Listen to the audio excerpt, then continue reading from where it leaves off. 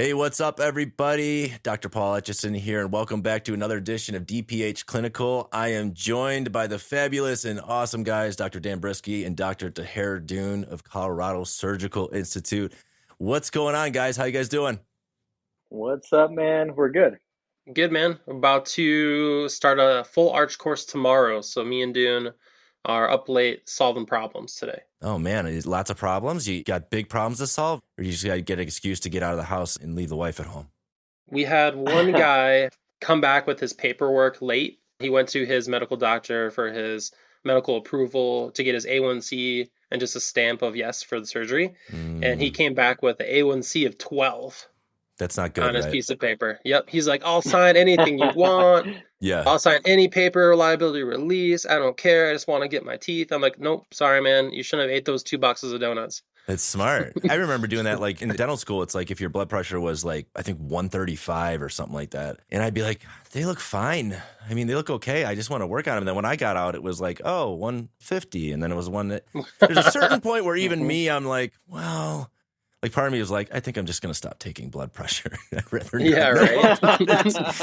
Everyone is fine. Yeah. The thing is you realize a lot of people have blood pressure if you're taking it every procedure. So no, okay, I don't know if any attorney's going to hear that one day and that's going to come back and bite me in the ass. But yeah, no, I take blood pressure on everybody. We don't go 120 over 80. We only see marathon runners and non-smokers at my practice. So Yes. that's the thing. So you got to scramble to kind of fill the spot, huh? Yep. Last minute scramble mode. Yep. Yeah, But it's always like that we every usually course. have- We've gotten into, like, gosh, we're on our like 15th course now, I think it is, or 16th. So we've been hit with pretty much every single problem you could imagine. Yeah, learn by Yeah, experience. the first time something like this happened, you get worried. And then after that, you're like, okay, we got plenty of patients who are in the queue. They just need to drop work and come here and make it happen. And we just tell them, like, hey, we'll give you a little extra incentive to show up and leave us a nice marketing video. And then we have like 5 patients who are ready to go. Because at the end of the day, at this point where the course is tomorrow, these docs are all traveling. They're probably already on their flights or already landed in Yeah. the hotels. So yeah, it's nothing we haven't dealt with before. Yeah, I could see that. All right, Tahir, what are we talking about today, man? What are we going to share with the listeners? So I was at the Practice Launchpad seminars, and I think you did an episode with Chris Green and Tom Reed recently. Me and Greeny have a company called the Practice Launchpad, and we were in San Diego lecturing to a bunch of random docs at various ages, people doing expansions, but people doing their first startup and dental students.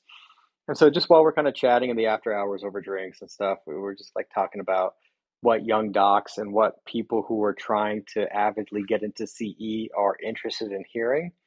And it was a vantage point we never talked about before, but they were like, hey, I'm young. I got this huge runway ahead of me, but I also got a lot of debt. How can I feasibly make an investment into CE and kind of justify that? Because we're at a course talking about profitability and how to run a well-run business and how to get your startup off the ground. And they're like, well, how do I drop 10 or 20 or 30 into CE? And I guess I'm far enough removed from it where I'm just like, well, how can you not? Right. That's not necessarily the answer that people want to hear. But like 11 years out, I'm like, man, I'm happy I dropped all that coin in the beginning of my career because I got the gains for so long. So I figured we would just chat about that, some of the struggles of younger docs with increased student loans, and then how full arch or implants or any type of surgical procedure, you don't really graduate with that type of knowledge, and you got to get it somewhere, and how they actually feasibly do that. Yeah, I mean, it's true. I have a coaching client that's working on, really wants to do molar endo. I give him mad props for just like being brave enough to do molar endo. And he's texting me some pictures. How's this one? It's like, okay, it's decent, and he's had some flubs and we've talked about it and stuff. But then I told him to take a course and I recommended he take Aaron Nicholas' course. So he went out and did it. But in the meantime, he reached out to me, newer dentist, is this a reasonable amount? This seems like a lot of money for the course. And I'm just like, you want to do endo, right? Yeah, but I don't know if it's worth it. I'm like, well, if you want to do endo, it's worth it. I mean, you're just getting out of school and man, you could use this for the next 35 years of your life. Think about all the patients you can help and stuff. But I think it's tough. I remember being in dental school. I graduated in 2012 and we would get like at every beginning of the semester, they just dump a bunch of money into my checking account. And I think the most it ever was like $9,000. And that was like the most money I ever had in my checking account at that time.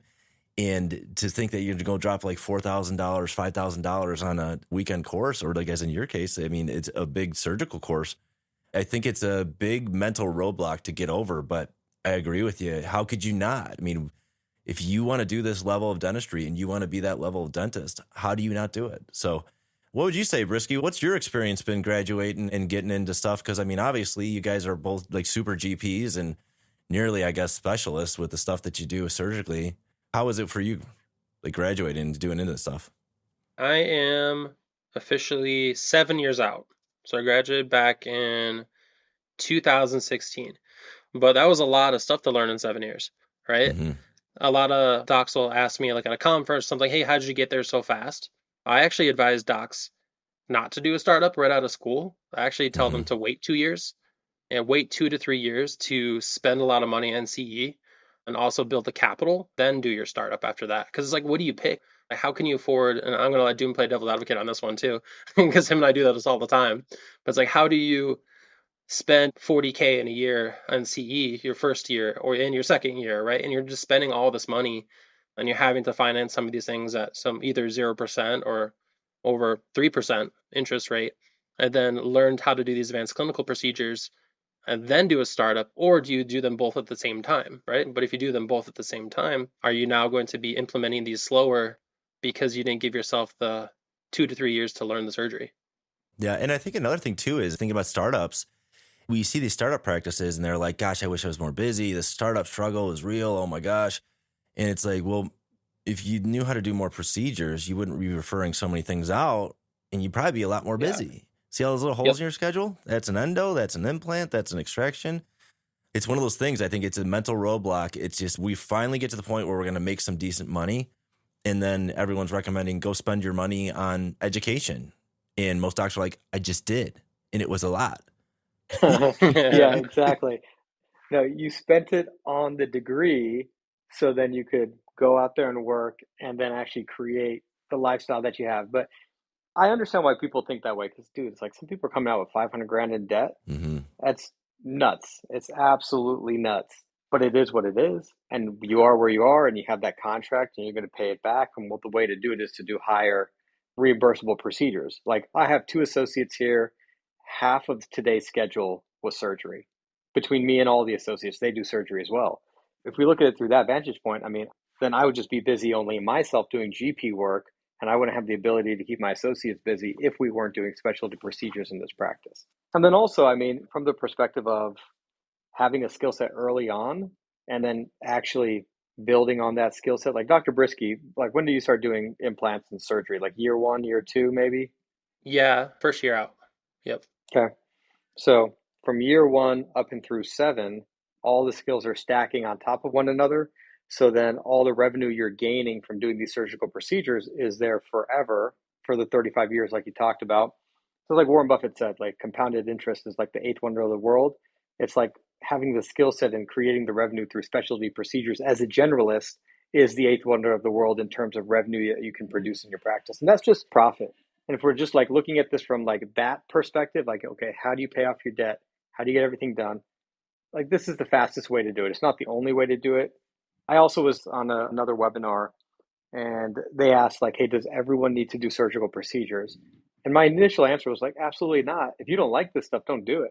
Like if there's zero interest in any of this stuff and you want to just do endo, take Aaron's course, Aaron Nicholas's course. Like you'll get good at endo and you can do endo buildups and crowns very fast, very efficiently. And that's one avenue. Or get good at ortho. And Paul, I know you do a crap ton of ortho. Mm-hmm. And so ortho also for me, I love ortho. It's a lot of fun. It's cool seeing the kids grow up, especially because they go through this really weird beanstalk age and they just turn into like an adult kind of in front of you. So it's fun. But yeah, just do any specialty procedure that brings joy to the passion you have for your career. And it doesn't have to be surgery. Surgery is just the avenue that me and Dr. Brisky teach. Yeah, I mean, like you don't have to do everything. I hate doing ortho, actually. That's the one thing I won't do in my practice. Yeah, I just don't. I really don't like it. So I don't do it in my practice. Do it again. Everyone tells me I'm crazy, but I'm like, I just hate it so much that I don't want to do it. Well, it's like to Harry, you said like, should everyone do surgery? I'm going to go, yeah. And like, you do it until you like it.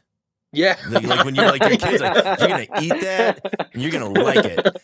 I remember molar endo. Okay. Like this is my molar endo experience. I do tons of molar endo. I'm not scared. I can find MB2. My endos are solid. I can do them fast. There was a point where I broke like my 7th file in like 3 weeks.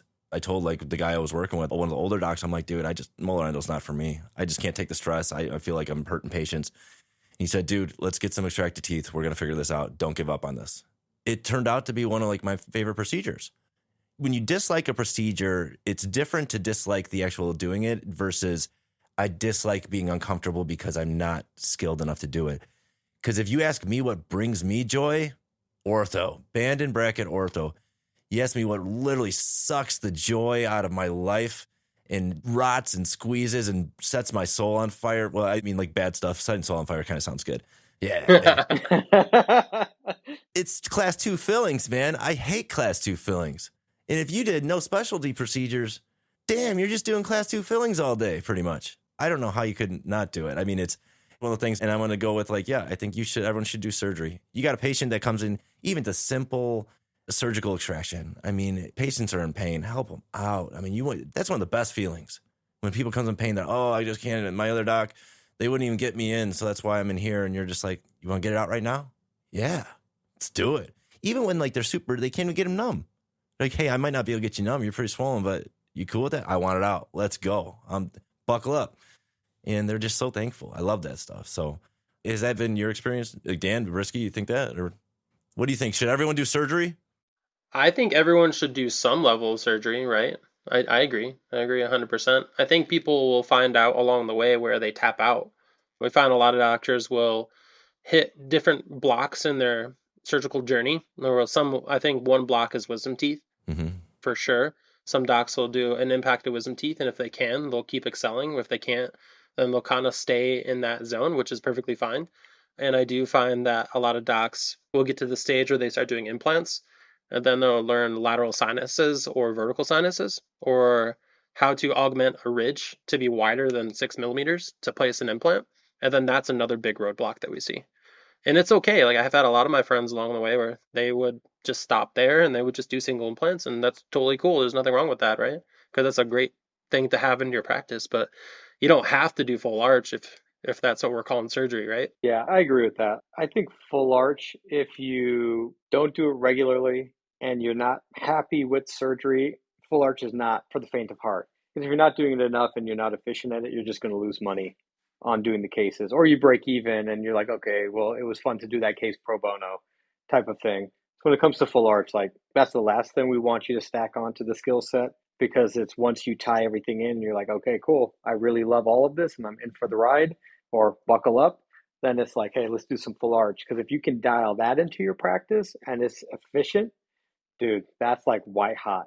That stuff is amazing. But I just want to touch on one thing. If you're in a startup position and you don't like surgery, I think you owe it to yourself to still do it so your business is successful. So that note that has a lien on your house, if you have a wife and kids, if you have a house, you're covering that and you're making yourself, nothing is recession proof, but you're being more recession resistant with how you're setting up your business. So I think if you are a private practice owner, especially in startup mode, you should significantly think about this stuff, because there's a lot on the line for you. Your name's on the note. Chris Green came to my practice 2 weeks ago, and I didn't know he was even in the building. He just dropped by to take a peek at the building. He's like, right? So the one who's your partner in TPL. And he heard me treatment plan a zygo, and he goes, hey, Brisky, how many startup docs can do a zygo? So I was like, but no, I agree with you, right? Like if you involve all these levels of surgery, you have this level of potential for income in your practice you would have never had before. And in the beginning, you have to take so much CE. If you don't, how are you going to figure out what you want to do in your actual practice? You don't know if you like endo yet. You don't know if you like oral surgery yet, or where your boundaries are going to be. But I think the first 3 years out, I went on a mission of trying to find out why dental school told me I couldn't do a bunch of things, and if it was really that hard. And then 2, where am I going to tap out, and what do I really love, like as a passion? What's going to make me passion? How do I get another 30 years out of myself practicing dentistry and not have burnout, right? So I think you have to spend that money. If you don't, you're never going to figure any of these things out. Hey everyone, this is Dr. Ty here doing with Colorado Surgical Institute. Dr. Brisky and myself have really enjoyed doing these podcasts with Dr. Etch and talking about everything clinical. So keep your guys' feedback coming. It really helps us curate what we're going to be talking about on the podcast. If you want to learn how to do live patient surgeries and actually do the work yourself with the guidance of Dr. Brisky and myself, come out and see us. We're in northern Colorado. We're just north of Denver, and we can have you do anything from single implants to wisdom teeth to IV sedation to oral sedation, bone blocks and GBR, and sinus lifts, vertical and lateral, and full arch with the whole digital workflow using photogrammetry, 3D printers, mills, and all of the above. So we're here to help. Reach out to us. You can call Chris Richards, our director, at 970-420-6148, and he will definitely have a hero discount for you guys because we love Paul and we love DPH. And the thing, too, is that for one, I think I was kind of similar in my journey as you, Brisky, is like there was part of me that was like, oh, you tell me I can't do this? Well, watch what I can do. I don't know if that's arrogance or stubbornness or what would you call it, but that was a little bit of a motivator for me. But I was just thinking, we're talking about spending money in a time where maybe new docs and new grads don't have a whole lot. But another thing that's great, too, is I remember when I did my startup, the bank's like, you're a dentist? How much you want? Here you go. You know? Most credit cards are kind of the same way. And I don't know if there's a stat for dentists and credit. Like if we're just like, who knows if it's professionals and credit, like, but banks want to give you money and it is an investment. And I'm not sure I've ever met anybody that has said, I really regret doing all that CE and taking that time away from my family. And I don't know. I mean, I love going to CE just to hang out. At this point in my life, like, I mean, clinically, I've stagnated. I'm good. I'm not pushing for anything else. Tahir, have you ever heard anyone that's been like, yeah, I just wish I wouldn't have taken all that CE? The only people I hear that from are people who never implemented it when they got home. Yeah, like full mouth. Now, at the end of the, or so like we have a lot of people who are like, oh, I went and got trained on singles, but then I never did it. Or I was in an associateship and they wouldn't support it or whatever the case may be, right? So they just like all this money and investment they made, then all the muscle memory is gone from their fingers and they just get cobwebs growing.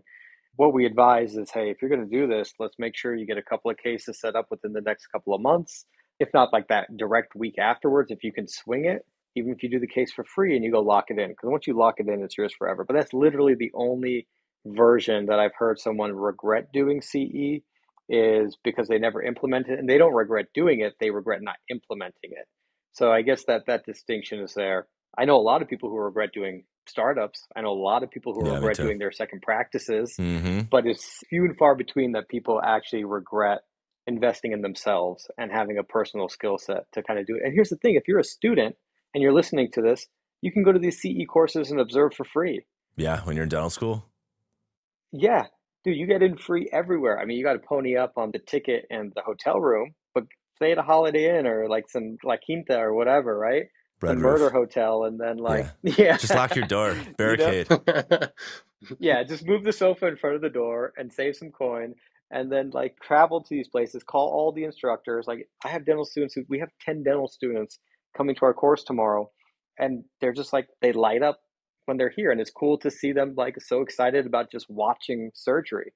And then they go back to the oral surgery departments and they talk, and it's just like, it's cool to see them like grow. So if you're a dental student, you can do this stuff for free outside of travel. I wish I knew that these things existed. I had no idea that CE like this existed outside of school. I thought you just went to school, then you left, and then you started practicing when I was in it.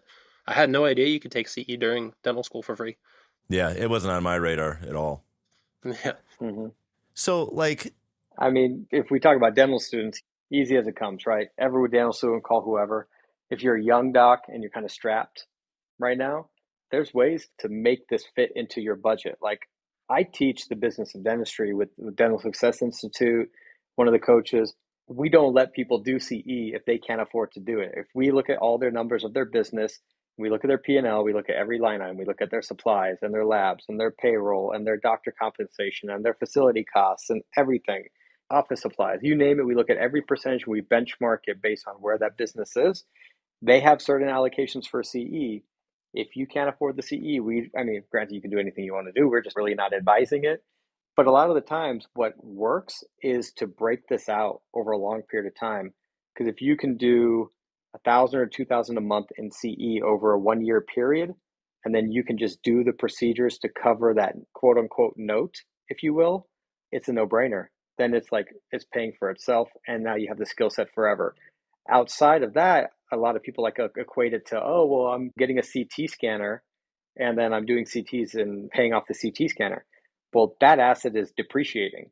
That CT scanner is like a car on the lot. You drive that thing off the lot, it depreciates. So it's not worth as much as it was. Versus the corollary, where the skill set in your hands and your brain and your body and your profession, that appreciates over time. It only gets more valuable with the amount of reps you have in it. So it's like you have to change the way you think about CE. It's not a depreciating asset, it's an appreciating asset. And the sooner you can get it, it just bodes for a better future. I just remembered what I was going to add to that. And I was going to say, so I just bought a piece of land. I've never bought a piece of land before. That's like 6.5 acres just came for sale. I was like, dude, this is a steal. I knew what this like big 70-acre plot was going for. I'm like, they're giving this away. What it made me think of this is that when you go to CE, think of the network you build. Like, I wouldn't even know you guys. I mean, that's where I met you guys. I've met so many people. And last night I got this piece of land under contract. I probably had 5 or 6 different people I could have called and be like, hey, what do you do when you buy land? What's the due diligence? What should I be looking at? I called my buddy Justin. I called our buddy Josh Cochran. I gave him a call too. And I said to my wife, man, I've got such a great network of people that I know. I just don't think there's anything that life could throw at me that I couldn't find somebody that's more of an expert on it. And that's what you learn when you go with courses. It's not just all about the knowledge. It's about establishing yourself a nice network of people going through the same journey as you at the same relative time, and in friendships too. Yeah. I actually think you hit on the most important topic, like right at the end, is like literally it's the people you meet through this stuff. Like that's like the magic and all of it. It's like in the seams of the course is where you get the most. So yeah, 100% agree. Anything you guys want to add to that? We're coming up on time, just to wrap it up and take us into the sunset here. I think just in general, if you're considering anything, I mean, just reach out to me and Dr. Brisky. We have this course coming up tomorrow. We've trained hundreds of dentists over the past couple of years. Me and Brisky are here to help. If you guys have any questions when it comes to CE, when it comes to how you want to implement it, when it comes to like breaking this out, like if you're a young doc, we break this out at 0% interest over 12 months, or you can finance it through Proceed Finance. They do like 2.99% over a couple of years. There's so many options to have this monthly be like crazy low, where you can just have an instant ROI right in the first month if we plan this properly. And here's the thing, like me and Brisky, we're at these conferences telling people they're not ready for certain courses. So at the end of the day, call us, tell us your scenario. We're going to shoot you straight and tell you like, hey, like we think you're ready, you're not ready. At the end of the day, you can do anything you want to do, of course, but we're just here to help.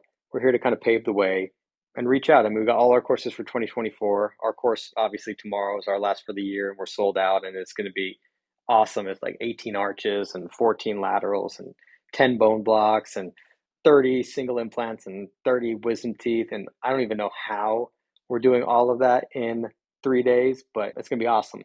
For anyone who wants to reach out to us at coloradosurgicalinstitute.com. You can talk to Chris Richards, who's the director of the program. He can get you in contact with me and Dr. Brisky, and we can kind of figure out what course fits you best in 2024. Hey everybody, this is Dr. Dune from Colorado Surgical Institute. Just wanted to give you guys a shout out and let you know about the program. We have full arch surgeries, we have lateral sinus lifts, we have block grafting courses, all done in one weekend with the whole digital workflow with photogrammetry units, scanners, 3D printers, milling, you name it, anything regarded to full arch we cover in depth. We also have a PGCA course. What that is, it's the Postgraduate Clinical Accelerator course, where we are going to be covering wisdom teeth, single implants, and it can be complex single implants with vertical sinus lifts. We'll also be covering full arch extractions with ridge reduction, bone grafting, PRP, suturing, and we also will have a course on socket preservation. So if you guys are interested in any of those courses, please reach out to us at Colorado Surgical Institute. The code is